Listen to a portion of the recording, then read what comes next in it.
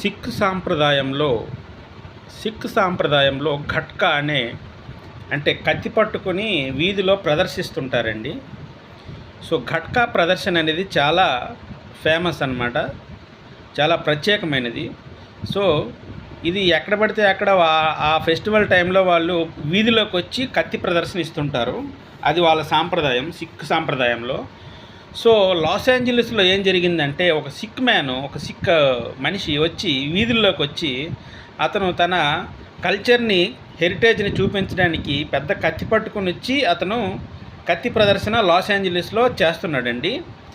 So locals ఏం చేశారంటే చేతిలో కత్తి చూసి వెంటనే పోలీసు వాళ్ళని కాల్ చేశారు లాస్ ఏంజలీస్, అమెరికాలో. సో పోలీసు వాళ్ళు వచ్చి అతన్ని కత్తి కింద పడేసి సరెండర్ అయిపోమనేసి అతన్ని వార్నింగ్ ఇచ్చినా సరే అతను అదే పనిగా ఆ కత్తిని జలిపించడంతో చేసేదేమి లేక వాళ్ళకి అర్థం కాదు, ఇదో కల్చరల్ ట్రెడిషన్ అని. అతను ఏం చేశారంటే వెంటనే ఓపెన్ ఫైర్ చేశారండి. అతన్ని షాట్ చేశారు. పాపం అతను అక్కడే కుప్పకూలిపోయాడు. ఈ ఘటన లాస్ ఏంజలీస్, అమెరికాలో జరిగిందండి.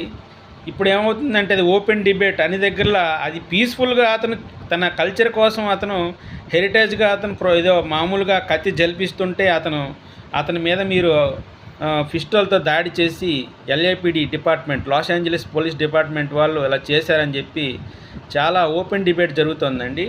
సో అది విషయం. ఒక సిక్ మనిషి అన్నమాట అలాగా జరగడం చాలా బాధాకరం.